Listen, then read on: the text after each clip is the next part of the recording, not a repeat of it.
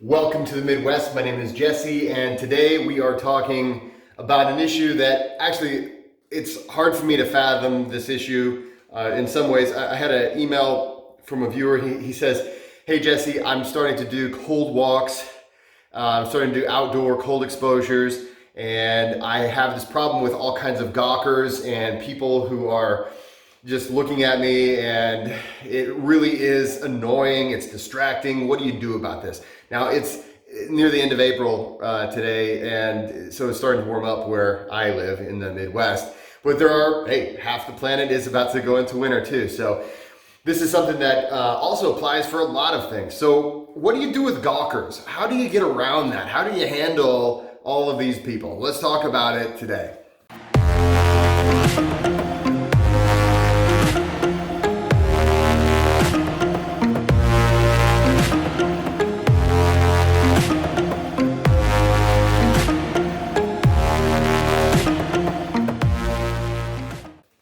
Welcome to the Midwest. My name is Jesse, and today we're talking about handling gawkers, handling, these people who get around and they think you're suddenly there to answer all sorts of questions, or they want to have a conversation with you, and you've gone to this place or to this area. It's the only place you have that you can go and you can train and do whatever you need to do, and then you're inundated by people. So what do you do? How do you handle this? Let me just give you my advice. This is from a person who's been doing it for years. And it depends on where you are in the spectrum. If you are in your first season, let's say this is your first season ever, your first wintry cold time season that you're doing outdoor cold exposures. You're taking walks in parks, you're walking in areas where there's other people around. Here is what I want you to think about. Now, first of all, I will say this. People are annoyingly distracting, and they don't even mean to be most of the time. They can't help but look at this person who's walking around in his, nothing but shorts, or this woman who's just a sports bra and shorts. It is weird. It's not normal to see this. This is something that the average person, they can't help but looking. So it's part of it.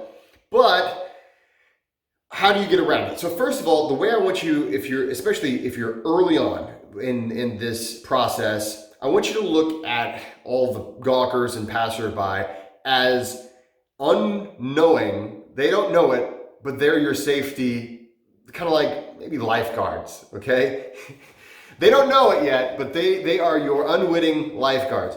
And what do I mean by that? Well, basically, in your first season of outdoor cold exposures, you're learning an enormous amount about your physiology and the way that you adapt to the cold.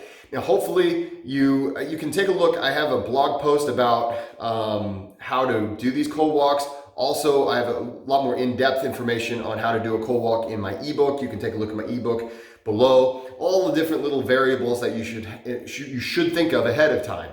But hopefully you've thought of those things, and one of those things specifically is having your pack, okay? So your emergency pack. So don't just go out there and hope for the best. You're gonna plan for the worst as well. So you have your backpack with your coat and your long pants and your long sleeve shirt and your thermal socks and all these things. You have that, and that's in your backpack. And you're walking around, maybe you're in the park, and I want you to just think about it in your head. Anybody you see, they don't know it yet, but they are there just in case you have some kind of a complication. They are your safety net, okay? That's why they're there.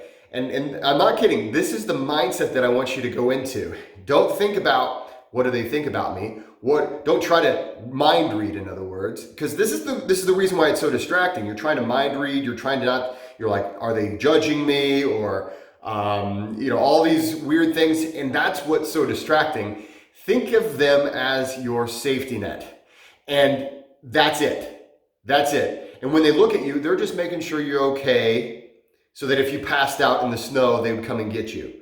Okay, that is how you approach it. And just remember, it's not like they're trying to beat you up or something like that. These people are either like curious as to what you're doing, or they're worried about your sanity, right? It's probably one of those two things. So look at them in a positive way. Always, when we talk about framing, some of you guys may be familiar with that term. We want to frame the situation in a positive way so it doesn't distract us in a negative way. Now, for those of you who it's not your first season, okay? Now, I'm talking about maybe you've read my book, maybe you've not, but you've been practicing outdoors and you're really seasoned. Maybe it's your second, third, hopefully beyond that season for the advice I'm about to give you. Here's some advice. Now, I'm just going to preface this advice by I didn't say it and I don't advise anybody to do it, okay? But this is something that I do. It's actually a little dangerous, okay? So have a buddy, have someone there with you. Don't do this by yourself.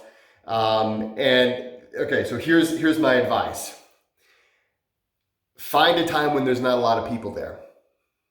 Okay, so the reason why this is dangerous is because people literally are. That's a safety thing. If there's other people around and you have a problem or some kind of a complication, I would so much rather be embarrassed that some stranger had to help me to the hospital than have my name in the obituaries the next day, okay? So if you go on an off time, so this might suck, right? This might mean you go 5 a.m., you're going before sunup maybe, or at dawn, at times whenever there's not a lot of people. That is a great plan that I do. That's something that I prefer doing. In my neighborhood, I try not to embarrass my family and be the guy who's constantly naked outside, okay? So what I do is, in my neighborhood, whenever I take my walks around the neighborhood and I'm doing the barefoot in the snow Jesse walk or whatever it is that I'm doing, I go at night. And it's not late night, it's not super late. I tell my wife where I'm going, I have my cell phone on me, I have my emergency pack, I have a route, I have a flashlight, there's a lot of safety things, but I'm going at a time when I am not visible to the average person or passerby. So that's another option for you too. Now, I definitely want to, again, just kind of revisit the fact that if you go outside in the cold at night, you can get lost easily. If you have complications and pass out or something like that on the side of the road, you may not be found until the next morning. There's a lot of safety issues about that too. So I don't want to make it sound like, hey, just go at night. That's the answer. It is one answer as long as you're safe enough not to be an idiot, okay? And the reason why I'm kind of harping on this is because I know my people, because I'm one of you, okay? So I know myself well enough to know that I've probably pushed myself a little too hard before, and I could have died probably, if I would have had a complication. So I have had times whenever, man, I really overdid it, had terrible after drop. I had, borderline frostbite. I had serious issues. And let me tell you, just learn from my experience, you don't want those things. You don't want those things. Not to mention, it does you absolutely no good to have those things happen. So it's not like if you push yourself beyond your limit, that's good for your health, wellness, anything. There's nothing that helps. So if you choose to go at night, definitely have a buddy, have a flashlight, have all the safety things that I list in my book. Things such as make sure to plan your route. Know your route like the back of your hand. Walk it in the daytime. Know exactly how long it takes to walk that route. Make sure to tell people where you are.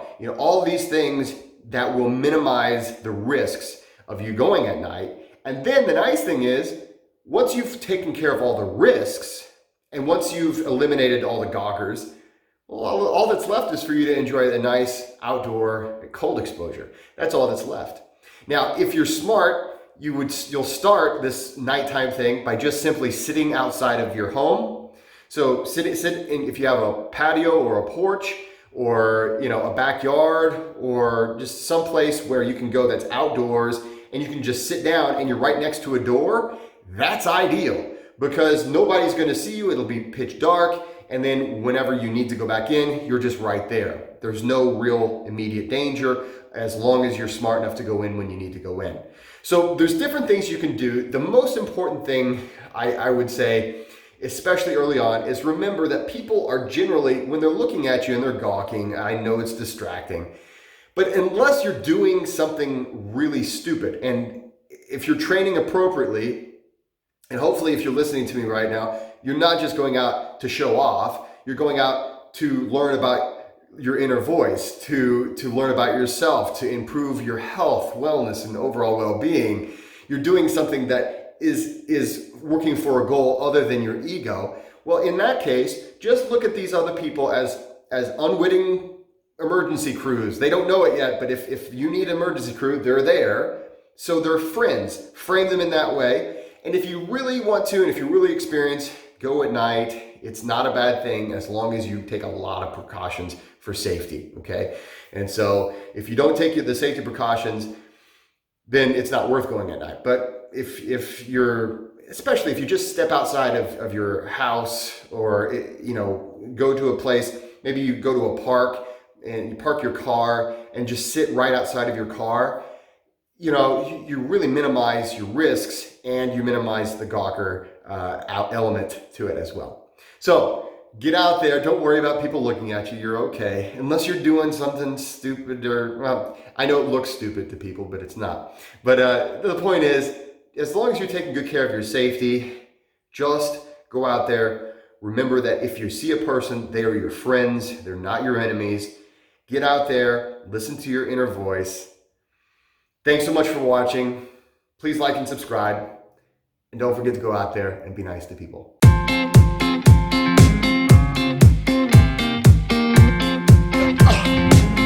Oh yeah.